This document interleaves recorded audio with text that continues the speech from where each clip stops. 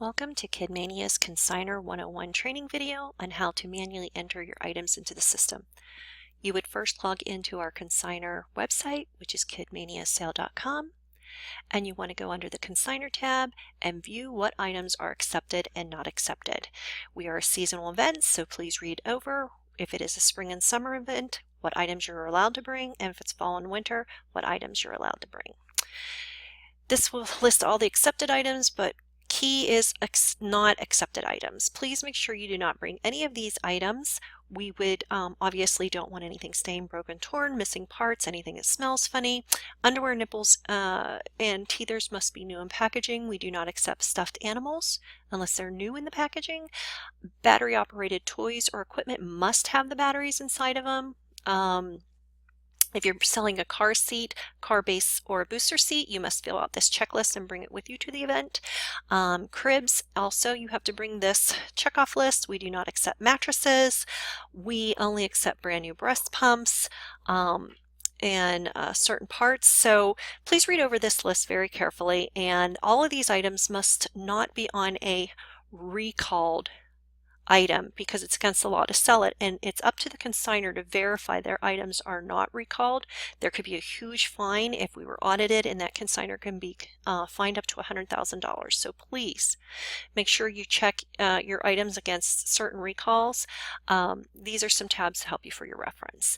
But let's go back to how do we enter our items into the system. So once you know what's accepted and not accepted, gather your items together and put like-to-like categories. For example, I'm going to start entering clothing. So I would wash and clean all of my girl little clothing, and then I would put them in size order. What I would do is I would now click into my consignor homepage, enter my consignor ID number and my password, and then you are at your consignor homepage. This is where all of your information is stored. So what we want to do is the first thing is to click this. It's the fastest way to get into work with your consigned inventory. You can also click into active inventory this way. This is the screen that you will see. If you are a past consignor, you can bring your unsold items back to the event that you did not donate, and you do not have to recreate a tag. I will show you how to activate your inactive inventory in a separate video. Right now, we are just going to pretend like we're going in and actively entering our new items into the system. We would click this button here. Now, this is what is new. We are working with manually entering our items. You could use a mobile device, which is a cell phone, a smartphone, or a tablet like an iPad, or you can go ahead and do it, on a laptop or a PC. I'm going to show you how to do it on a laptop or a PC and give you a brief overview of a mobile device since I'm not connected to one right at the moment. These two items that you can select is if you decide not to manually type it in, but use voice entry, which is fast and easy, either with a PC or a laptop or mobile device as well. We are not going to show this today. We will put that in a separate video. Let's click on our PC laptop version. This is what you will see when you are typing in your information. First of all, if you forgot as a past consignor how to make your active items back into the system, you would click here. We're not doing that today. And all items must be priced at least 50 cents increments. The first thing you want to do is take a look. Please don't go crazy adding things in. Look at these categories and look at these size options because people miscategorize things, and that's very important you are accurate because certain things are put into the system for taxable purposes. So if you put in clothing but it really was a toy, toys are taxable, and if someone comes and buys clothes and they're like, why is this taxable? They're going to be upset and it wouldn't be correct. So we want to make sure we're following the right category. So I would suggest you click the drop down button and give a good gander. I kind of put them in alphabetical order of accessories, which are anything that kids would wear or carry around. So you can see accessories for general, and then boy accessories, then girl accessories. This also helps us find them on the tables or a location in the hall. It helps us for setup and tear down. So please make sure you select the correct accessory or category, I should say. Then we go into baby gear. Then we go into the table that will be for bath items, our bedding items, our books. Boutique is for high-end items, and there will be a button that you can select. These are for high-end upscale boutique items. They're not Ralph Lauren or Under Armour or the high-end items, but this is for boutique items that you can only get through direct marketing or at a boutique store. So that's clothing for boutique. This is regular clothing for boy, regular clothing for girl. Then you'll also see maternity. There's home decor, equipment. This is pretty much in Hall 4. These are items used for feeding, furniture. Large toys are pretty much in Hall 4. Our different types of media, outdoor, our potty items, our safety items, our shoes. For the spring and summer, this will be in here. For fall and winter, it will not be an item that you can select. Stroll on down sports clothing, equipment, shoes. That is if these are items that you get for actual sports with a school. It's not something that maybe you have a Steelers shirt that has an emblem on it. No, we're talking about if you played for baseball, here's your cleats, here's your shoes, your cleats, here's your baseball bat, here's your glove. Those are this type of item will go into that section. And then general toy items that we'll be using. Please make sure you click on the right item. Also for sizes, when you click on sizes, this tab here is not clothes or shoes. Do not select this if you don't know what it is. If you're putting in a little pair of shoes but it doesn't have a size, guess what size it is. Do not choose this. This is only for items other than clothes or shoes. So if you're selling a toy, if you're selling a car seat, if you're selling any of those accessory items, it would be this selection. If you're selling clothes, here we start with 0 or preemie all the way up to a size 16T. Maternity clothing, we sell extra small to XX large. And then the last section is for shoes. So please don't put shoes under clothing and don't put clothing under shoes. Make sure the first section is for clothing, the second section is for shoes. Look inside, and if you can't estimate it there's no size on the actual item, then go back in and say, when did my child wear this? Maybe Google up what does a 4T wear at this time. So it starts with the infant size all the way up to a big kid size 6.5 shoe. All right, now that you know what these categories are, let's begin entering our little girl clothing. So I'm just going to go to my little girl clothing girl. These are role play costumes, Halloween costumes, dancewear costumes, dancewear leotards, because the costumes are taxable, but the leotards are not. That is why it's separated. Formal wear is also taxable. That's why it's separated. Jacket, light, raincoats, things like that will go in. But down here's our winter coats and bibs. This gets mixed in with regular clothes. This gets in a separate area on our sales floor. That's why we have it separated. And these onesies bagged, those are those short little t-shirts that snap around their little bum areas. That's a onesie, not a sleeper that they sleep in with feet in them.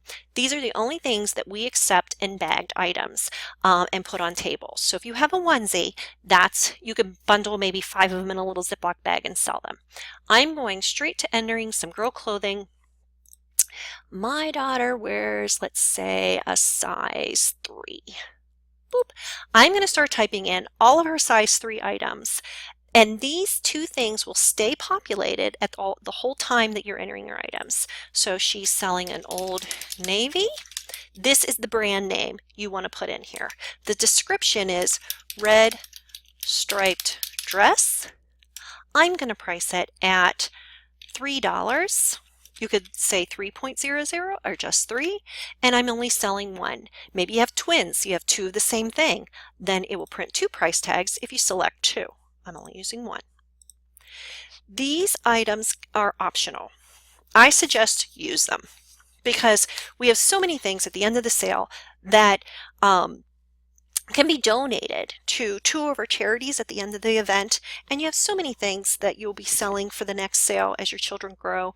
It's just easier to discount and donate them all at the end of the event. If not, maybe you have a couple really nice things or things you want to give to, maybe a family member if they don't sell, then you wouldn't use these options. But if you click this item, this means it will be discounted discounted on Sunday. It will be marked 50% off of this price on Sunday only. This item can be checked, or both can be checked, one can be checked, neither can be checked, but this item to be donate is for on the last day of our sale. If it did not sell, we'll give it to our donation centers automatically for you. So everything's entered correctly. I am going to submit that item. And now if you scroll down, you are going to see the first time I have entered is an Old Navy red striped dress. If I think anything is wrong, I would click this button to edit it. Maybe I do not want to discount it, so I will take off discount and donate, submit. It will be edited. I suggest do not print your tags until you're all the way done entering a bunch of items. So I'm going to continue entering items into this system. As you can see, only the last 5 items you entered will be shown below. So if you have 5 or 6 items and you only see the last 5, that's why. You'll have to click this button to see everything you entered into the system. If at the end you decide, this will tell you what these little buttons mean. This means it's discounted, this means it's donated, this means it's been sold, this means it's already been printed, and this means it's a restock item. We don't use those. So this option lets you discount all your items at the end or donate all your items at the end.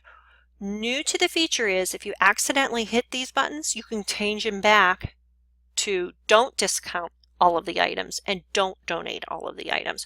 So it's pretty simple. These features will let you at the very end correct what you do, or you can select a specific box and then say edit, discount, or donate, or change it one at a time. So, or do this and say selected items, donate my selected items. So it's pretty user friendly, and this is how you would enter all of your items for size 3T. It's already in there. It's wonderful. You could keep going. You can say Carter's, we already said red. Let's say pink sleeper with bunny. There's only so many characters that it will let you type. 24 for this one, 24 for that one. So if you go over that limit, it's not going to print out on your price tag. So try to make it as short as you can, but be very descriptive. If you put anything in here that just says girl shirt, if it falls off, the tag falls off your item, I'm never going to find what does that match up to.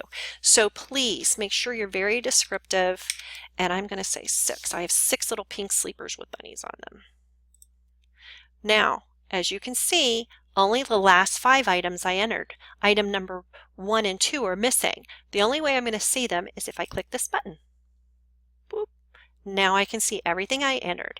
It will tell you the total number you entered at all times and a total value of what you marked your items for. So this is a good reference where you want to know where you stand. New consignors can only sell up to 500 items. And then if you are a past consignor, depends on your sell-through rate on how many more items you can bring over 500. So we want to make sure we're bringing the best of our best, items that are perfectly clean and ready to go. And let's see here. When we're finished with entering all of our items, they look good to go, we're going to return to our inventory menu. And this is where, if you want to begin to print your tags, you can print all of your tags, print them in an online format. I never suggest to do that.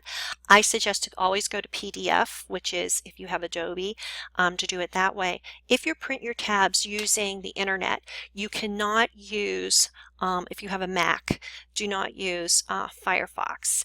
It is not user-friendly with that. I suggest you use Internet Explorer or the new Edge that is out, or Chrome.